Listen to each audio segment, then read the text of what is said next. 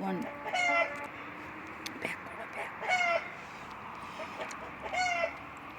अरे बाबा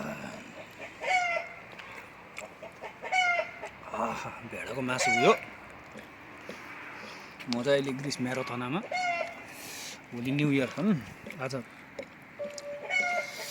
एकदम पानी पर्न लाएर काम छुट्टी छ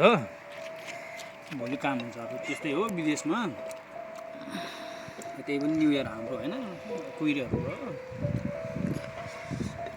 त्यही पनि अब यसो भोलि मनाउन नपाए नि आजै यसो मिठो खाइदिउँ भनेर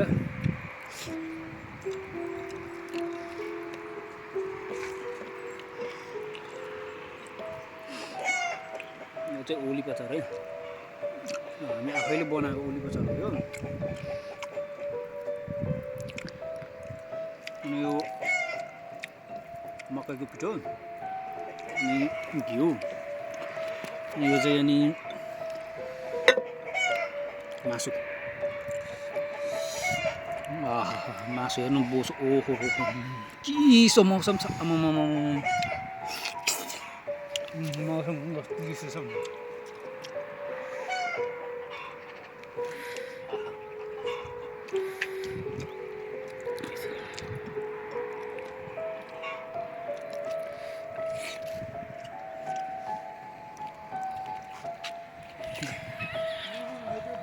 बस गरे गाह्रो छ के गर्ने धेरै पछि खाएको ढेँडो अब त्यस्तै हो अब यहाँनिर अब खासै खान्न हामी खान मन लाग्छ त्यस्तै हो अब पिठो पाउँदैन यो चाहिँ जसो जुगाड गरेर पाएको पिठो हो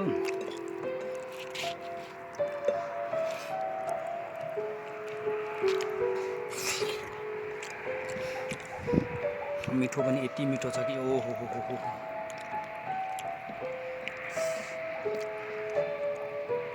चिसो मौसम झन् कति मिठो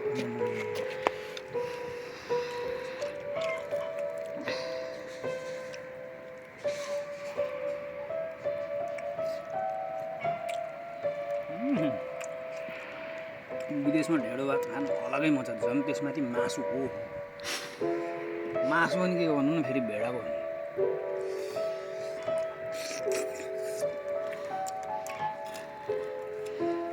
त्यस्तै हो विदेशमा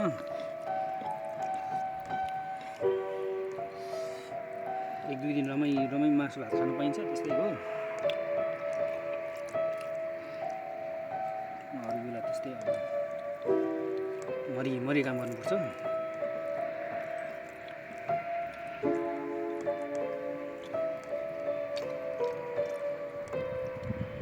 परदेशमा हेर्नेले सुख देखे पनि भित्रभित्र कति दुःख पाइरहन्छ भनेर के छ त्यस्तै हो हामी परदेशमा हुनेले अब सुख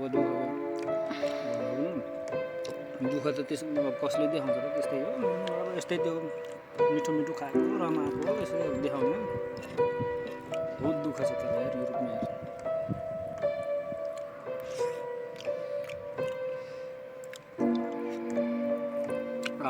नेपालको झल याद आइरहेको यो मासुहरू यसरी खाँदा विदेशमै हुनु जस्तो लागिरहेको फेरि भोलि फेरि काम मरि काम गर्दा चाहिँ ओहो विदेशमै छु जस्तो फिल हुन्छ फेरि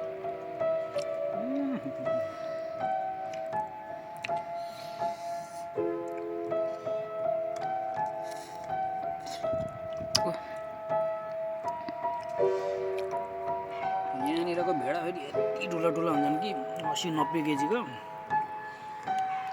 बोसो फेरि हेर्नु बोसो ओहो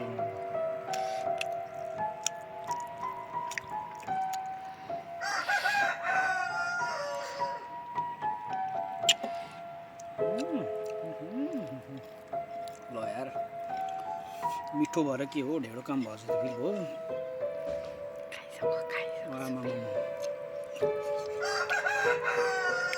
बोसो बढी भएर हो त्यो मासु चाहिँ खानै नसक्नु जस्तो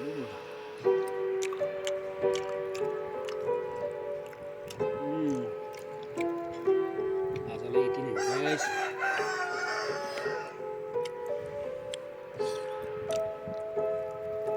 है गाइस थ्याङ्क यू लाइक